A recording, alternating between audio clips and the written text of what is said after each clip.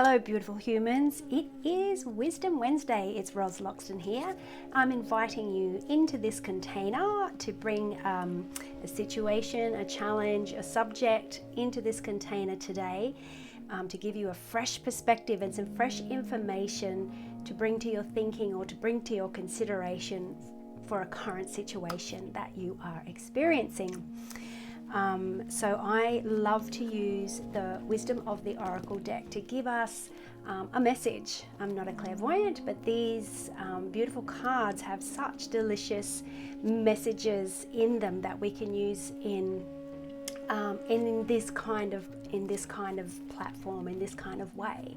So I invite you into this container, which I have done a pre-prayer about, in order to create a container that is fully benevolent. The intention is to be a support to you, a support to me, and a support to anybody that stumbles across this container and gets to see the message in this container. So you bring your situation, your question, a situation or a challenge or a decision or a choice you have to make into this container, and take the message from this container and use it as a window to look through, to see if you can get some fresh thinking or some outside perspective, to help you have more flow and ease and grace for your best self and for your best life and for the goodness of all around you. So this is a benevolent container.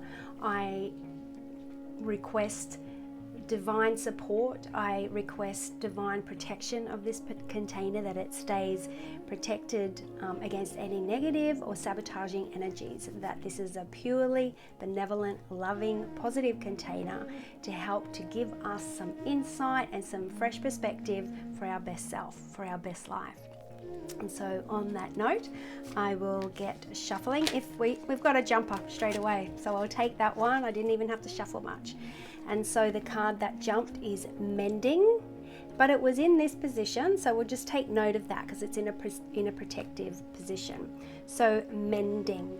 Before I move on with talking about that and how the information that this card contains and how you might be able to use that information as a new perspective, I do want to just pay my respects to the traditional custodians of the land that I'm on, which is Going country, and to pay respect to elders past, present and emerging.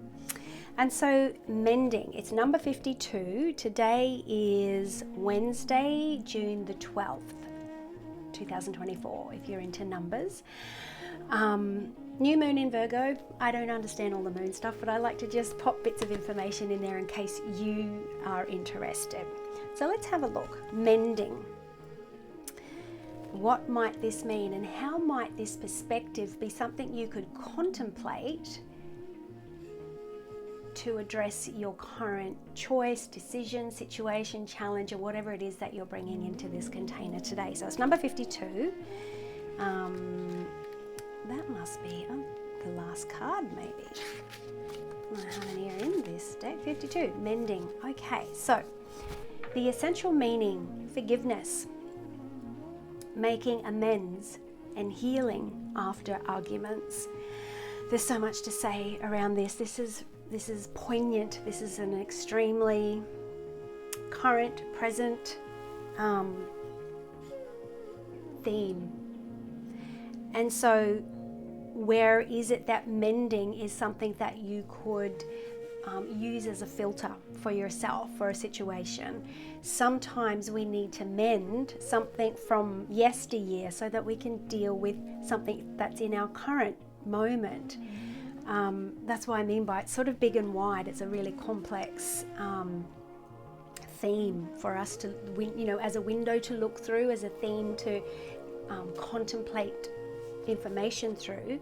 Mending is deep and wide. What needs to be mended within you so that you can have more ease and grace and wisdom and knowingness in this current situation. The Oracle's message, keeping in mind that it did land in a protection message, but we need to really look at the whole theme of this this message.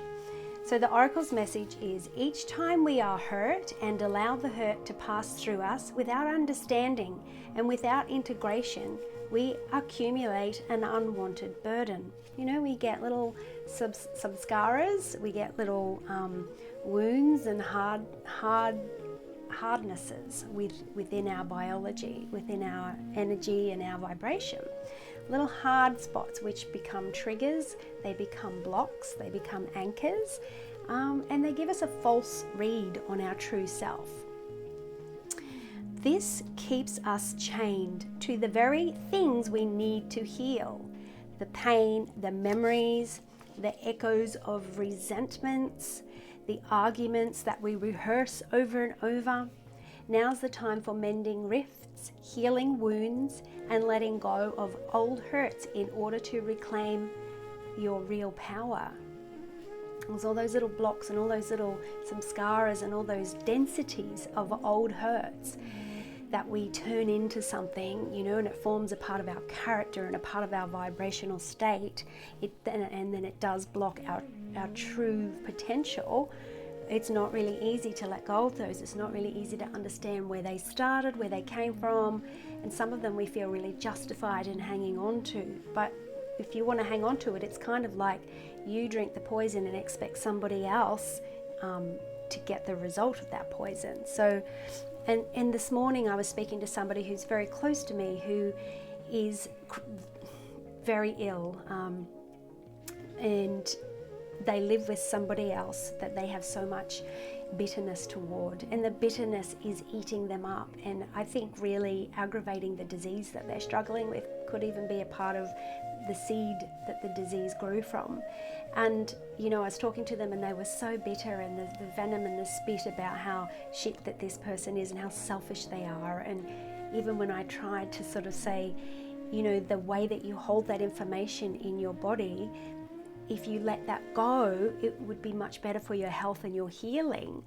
And they just couldn't bear the thought of letting go of, you know, the judgment of this other person. And I said, well, what about how they gift this other person who's in need? What, you know, that's something good about them, that they actually, you know, are very charitable and they give money away to this other person. And my brother said, you know, that's only because they are selfish and they're just trying to buy love. You know, there's a lot to say about that. So our wounds and the way that we hold these densities can feel like we can't let go of those. You know, it's a part of our character. It's a part of how, you know, our justification. And I'd like you to just contemplate, what if I could let that go? What would be better for me?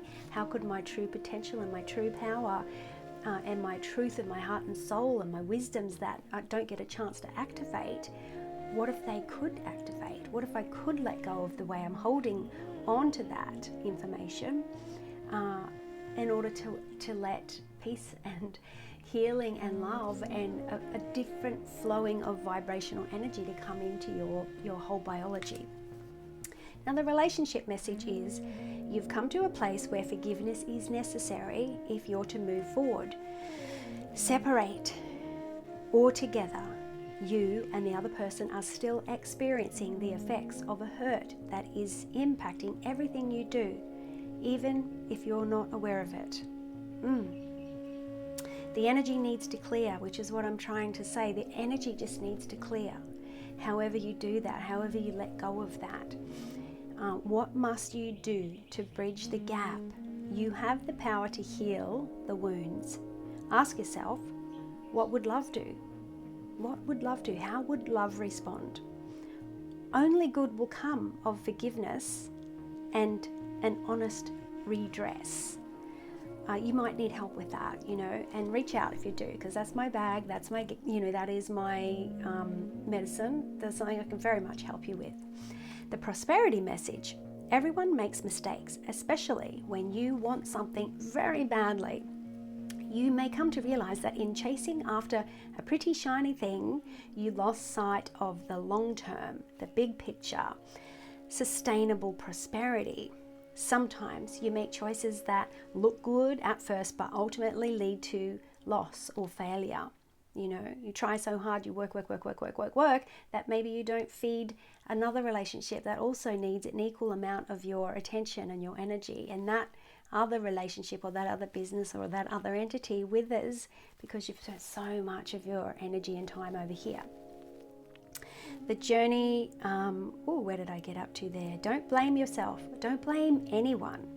You get to start again, wiser and more mature. Sometimes you make choices that look good at first, but ultimately lead to loss or failure. It's time to forgive yourself. It's time to forgive others. It's time to forgive.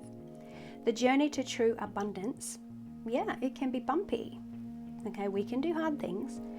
Make amends to anyone you may have hurt along the way. And I say, turn that on yourself. Make amends with yourself. You weren't perfect. We do the best we can with what we've got at the time. And so does anybody. You know, I've done some pretty crappy things as a young person that I'm super regretful of. I'm like, why was I that person? And I have to keep forgiving myself over and over again, because I have grown, I've become wiser. Wisdoms have come alive in me that mean I'm not that person anymore. And I have to keep forgiving the parts of me that feel really guilty for some of the, bad choices I made back then. Make amends to anyone you may have hurt along the way, especially yourself. Forgive those who may have taken advantage of you. Let go and learn. Just learn from it. You are now that much closer to achieving the kind of prosperity that really, really fulfills you. Nothing is ever lost or wasted when you view it from this perspective.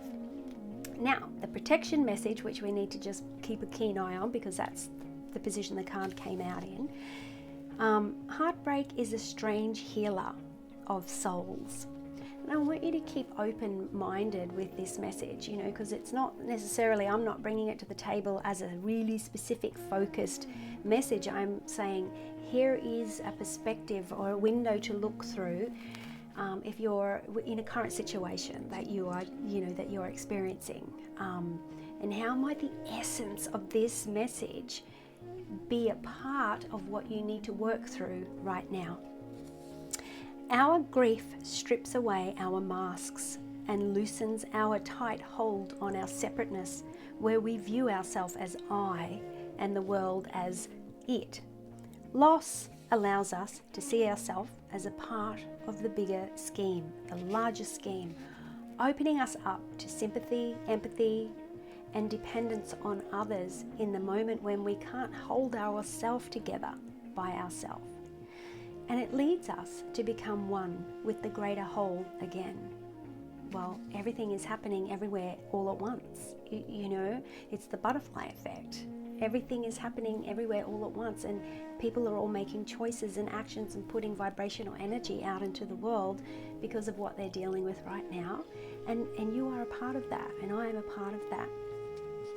Pain and suffering is a part of life, and none of us will be immune to it.